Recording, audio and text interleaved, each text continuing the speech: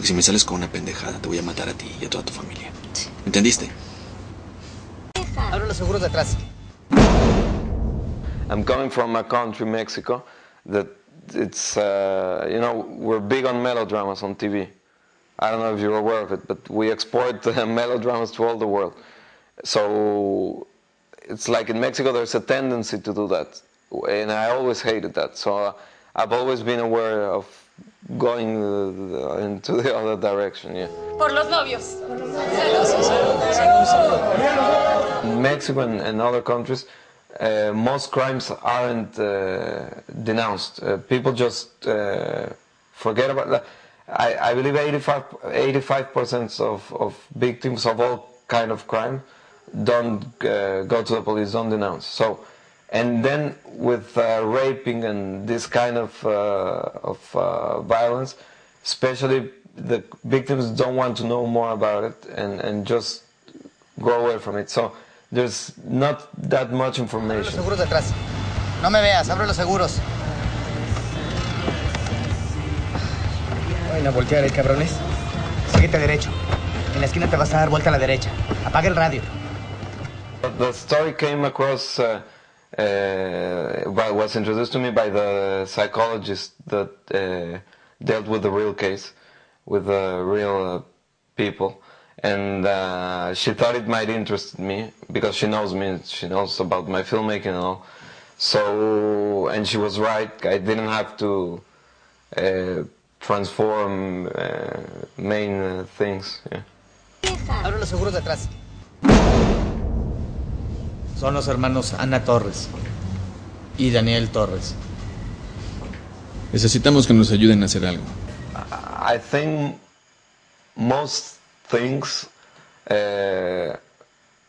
even darker things, or however you want to call them, are within every one of us. That's part of the human condition. But here in the film is like when the Pandora's box is open and all these things come out. And then you realize you have certain fears and desires and things that maybe you knew you had but you wouldn't want to deal with. And here both characters are forced into dealing with it.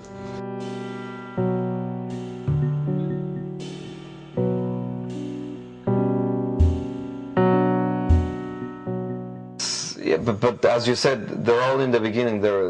Everything's there from before. So yeah, that's actually what's interesting. That this event triggers the whole thing, but it was all there before. And in this particular case, the attraction between brother and sister, for me, it's much more interesting. And it's another subject that people don't talk about much because it's uncomfortable.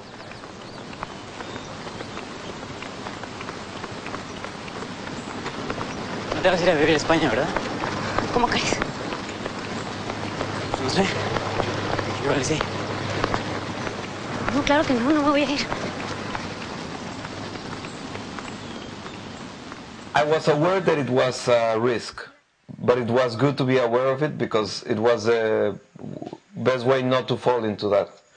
Sometimes the producer or maybe an actor or even sometimes myself, I would be tempted to go that way, in that direction. But the whole movie I tried to keep a certain distance give the audience a certain distance from what they're watching, and be respectful with the audience. So I try to manipulate as little as possible the audience and be respectful in that way, and let the people make their own ideas and be able to think about what they're watching. Because when you present violence or certain matters right on on your face to the audience, it's very hard to, and with some music that's making you sad, or it stops being interesting because you're just being played around. And I try to be respectful with the audience in that sense, and the way the whole film is shot, and also that scene you're talking about, I try to keep an objective point of view and keep. I think it's the best way to to make this kind of film because it's more about analyzing the psychology of the characters and understanding what's happening than just fall into the melodrama.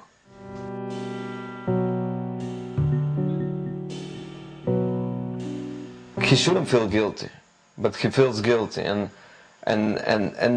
that's where things start falling into the interesting field for myself, contradictions. When films start touching that kind of human aspect where it's not black and white, you know, it's a gray area, that's where I think it's more interesting. Perdón que no pude dar la vuelta.